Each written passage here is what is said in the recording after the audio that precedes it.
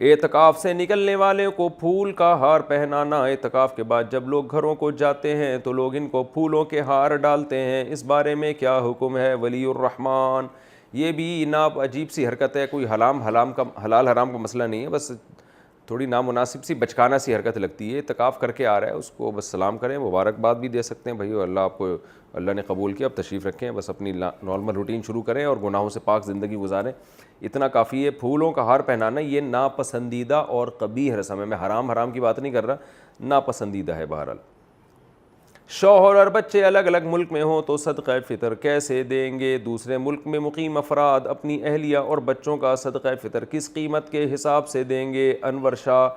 میں نے بتایا جو بندہ جہاں رہتا ہے وہ وہاں کی قیمت کے حساب سے دیکھے گا، یہ پورا مسئلہ بھی میں بتا چکا ہوں، چاہے دوسرے ملک میں دے رہا ہو۔ صدقہ فطر عید کے بعد دے سکتے ہیں کیا؟ صدقہ فطر عید کی نماز تک ادا نہ کریں تو پھر کیا کیا جائے؟ عبد المہیمن پھر عید کے بعد دے دیا جائے، یہ قضا نہیں ہوتا، لیکن افضل یہ ہے کہ صدقہ فطر عید سے پہلے ادا کر لیا جائے، جتنی جلدی ادا کریں گے اتنا ثواب زیادہ ہے۔ باقی عید نہیں دیا تو پھر عید کے بعد دے سکتے ہیں۔ صدقہ فطر کے بغیر کیا روزے قبول نہیں ہوتے؟ کیا یہ صحیح ہے کہ صدقہ فطر کے فطرانہ کی ادائیگی تک رمضان المبارک کے روزے آسمان اور زمین کے درمیان معلق رہتے ہیں؟ حافظ سلیمان، نہیں، میرے علم میں ایسی کوئی بات نہیں ہے، صدقہ فطر ایک الگ سے شریعت میں حکم ہے، روزے الگ سے ہیں، تراویح الگ سے، یہ آپس میں ان کا لنک نہیں ہے، تو اس لیے صدقہ فطر کسی نے ادا نہیں کیا تو روزے ہو جائیں گے، لیکن جب پورے رمضان کے روزے رکھ لیے، اتنی ٹینشن والا کام کر لیا، کہتے ہیں نا ہاتھی نکل گیا دم رہ گیا، ہاتھی نکل گیا دم رہ گئی،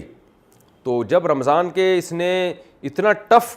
حکم جو روزے تھا وہ اتنا ٹف حکم ادا کر لیا، تو 200-250 روپے دینے میں کیا جا رہا ہے اس کا،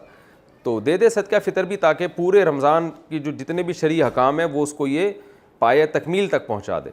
تو اتنی مشکل عبادت کر لی اور ایک چھوٹی سی عبادت نہیں ہو رہی، اس سے حیرانگی کی بات ہے۔ اچھا بھائی، چاند رات میں کیا عبادت کی فضیلت ہے؟ لیلۃ الجائزہ یعنی چاند رات کی شریعت میں کیا فضیلت ہے؟ اسامہ صاحب کراچی سے، اس پر میں مستقل بیان ایک کر چکا ہوں۔ دیکھیں، عید کی رات، بقرعید اور عید الفطر کی رات کے بارے میں کچھ احادیث ہیں جن میں آتا ہے اس کی رات میں بہت عبادت کی فضیلت ہے، لیکن ان میں سے کوئی بھی حدیث صحیح نہیں ہے، بلکہ انتہا درجے کی ضعیف حدیثیں ہیں، لیکن اب چونکہ کثرت سے ہیں تو بعض علماء اس طرف گئے ہیں کہ اتنی ساری حدیثیں درجہ حسن تک پہنچ جاتی ہیں، اور دوسری بات یہ کہ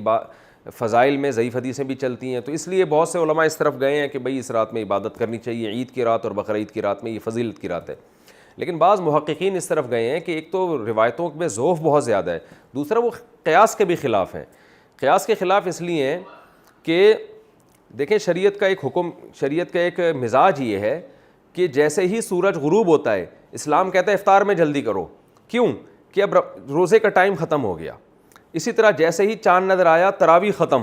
کیونکہ رمضان کے احکام جو تھے وہ ختم۔ اسی طرح نبی صلی اللہ علیہ وسلم عید الفطر کے دن نماز سے پہلے کچھ میٹھا کھایا کرتے تھے، اس میں یہی حکمت تھی، یہ بتانے کے لیے کہ آج ہمارا روزہ نہیں ہے۔ تو اس سے پتہ چلتا ہے جب رمضان جاتا ہے تو اپنے تمام لوازمات کے ساتھ جاتا ہے، تو راتوں کی عبادت کی جو فضیلت تھی رمضان کی، رمضان جاتے ہی وہ فضیلت بھی ختم ہو گئی، اور دن میں روزے کی جو فضیلت تھی رمضان جاتے ہی وہ روزے کی فضیلت بھی ختم۔ یہی وجہ ہے کہ نبی صلی اللہ علیہ وسلم پہل کر رہے ہیں، حالانکہ بقرعید میں آپ جلدی نہیں کھاتے تھے، لیکن عید الفطر میں آپ عید سے پہلے کچھ کھاتے تھے۔ اس میں بڑی حکمت یہی ہے کہ بھائی اب روزہ ختم ہو چکا ہے، اب تو کھانے میں جلدی کرنی ہے، تو اس کا تقاضا یہ ہے کہ عید کی جو رات ہے وہ آرام کی رات ہو، اور وہ جو رمضان میں ایک پورا اللہ نے ہم سے عبادت کروائی اور اس کی راتوں کو لوگ لیلۃ القدر میں جاگے اور رمضان کی راتوں کو عبادت کیا، تو وہ عبادت کا ٹائم اب ختم ہو چکا ہے، اب یہ رات ایک نارمل رات کی طرح ہے، تو لہذا اس میں کوئی عبادت کر لے تو ٹھیک ہے، اچھی بات ہے۔ اگر کوئی اس نیت سے عبادت کرتا ہے کہ رمضان میں عبادت کا جو میں نے اپنے آپ کو عادی بنایا ہے وہ میں کنٹینیو کروں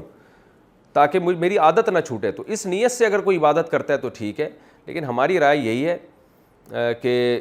اس میں اگر الگ سے عبادت کی کوئی خاص فضیلت وارد جو ہوئی ہے وہ ضعیف ہے اور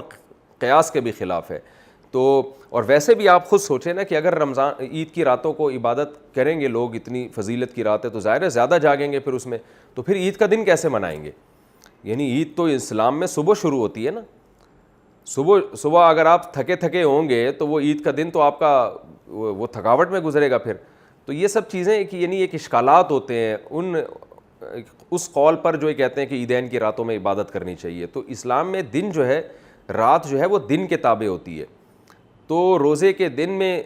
رمضان میں دن میں روزہ، رات اس کے تابع ہے تو رات میں عبادت. اب عید کا دن جب کھانے پینے کا دن ہے، خوشی کا دن ہے، تو اس کی رات بھی عید کے دن کے تابع ہوگی، تو وہ عبادت کی رات ہوگی نہیں. لیکن اس نیت سے عبادت کوئی کر لے